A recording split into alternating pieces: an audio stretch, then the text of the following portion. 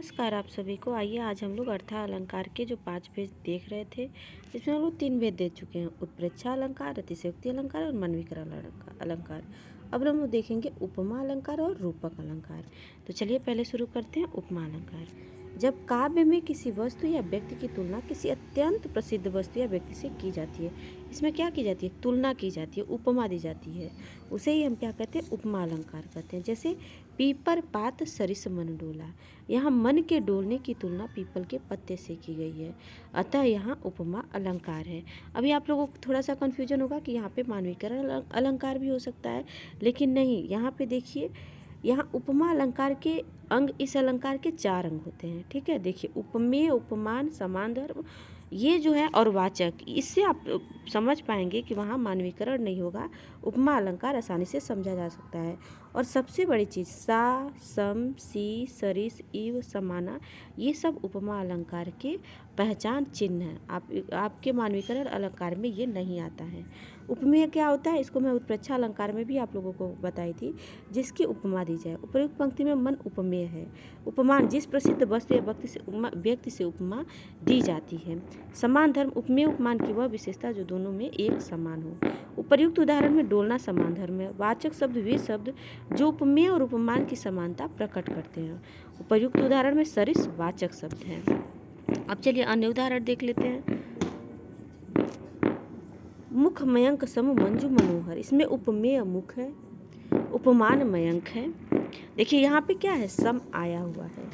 अब देखिए साधारण धर्म है मंजू और मनोहर, वाचक शब्द है सम। दूसरा उदाहरण है हाय फूल सी कोमल बच्ची हुई राख की ढेरी सी, इसमें उपमेय बच्ची, उपमान फूल, साधारण धर्म कोमल और वाचक सी।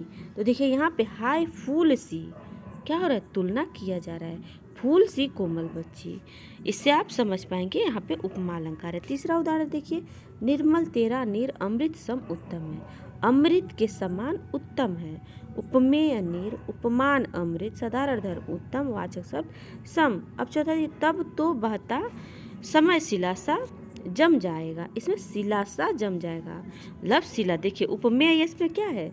समय है। उपमान क्या है? शिला से तुलना किया जा रहा है। साधारण धर्म जम या ठहर जाना और वाचक शब्द सा। अगला उदाहरण देखिए, उषा सुनहले तीर बरसती जय लक्ष्मी से उदित हुई, यहाँ उपमेय उषा है, उपमान जय लक्ष्मी है, साधारण धर्म उदित होना और वाचक शब्द सी है। क्या है? देखिए जय लक्ष्मी से उदित हुई। अब अगला है बंदव कोमल कमल से जग जननी के पाँव, मतलब कमल सा। उपमेय जग जननी के पैर हैं और उपमान कमल है, साधारण धर्म कोमल होना है और वाचक शब्द से है। तो ये सारे थे आपके उपमा अलंकार।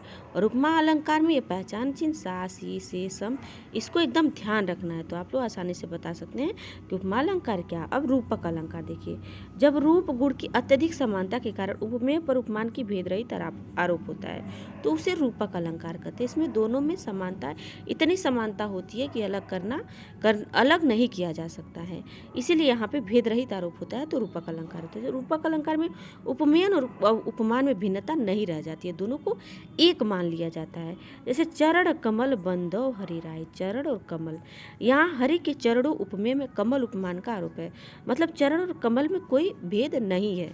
क्या है? भेद रहित है। अब देखिए अन्य उदाहरण, मुनि पद कमल बंदी दो भ्राता, मुनि के चरणों उपमेय पर कमल उपमान का आरोप है। भजमन चरण कमल अविनाशी, ईश्वर के चरणों को उपमेय और कमल को उपमान का आरोप कर दिया गया है, दोनों को एक मान लिया गया है। बंद नहीं अब भी चलते हैं नियति नटी के क्रियाकलाप, देखिए प्रकृति के कार्य व्यवहार, उपमेय पर नियति नटी उपमान का आरोप है। ठीक है, अब देखिए सिंधु विहंग तरंग पंख को फड़काकर प्रतिक्षण में, इसमें सिंधु उपमेय है और विहंग उपमान है, दोनों को एक मान लिया गया है। तथा तरंग उपमेय है और पंख, यहाँ पे देखिए दो उपमेय दो उपमान है का आरोप है। अब अंबर पनघट में डूबो रही तारा घट उषा नागर, यहाँ पे रही छूटा हुआ है। तो देखिए यहाँ पे ये उदाहरण बार बार पूछा जाता है कि इसमें कौन सा अलंकार है, तो यहाँ पे रूपक अलंकार है।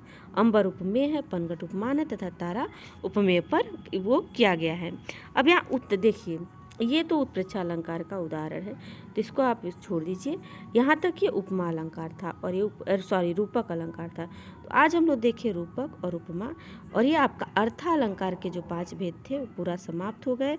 शब्दालंकार के हम लोग एक अलंकार देखें, वो है श्लेष अलंकार, जो मोस्ट इंपॉर्टेंट है, बार बार परीक्षाओं में पूछा जाता है।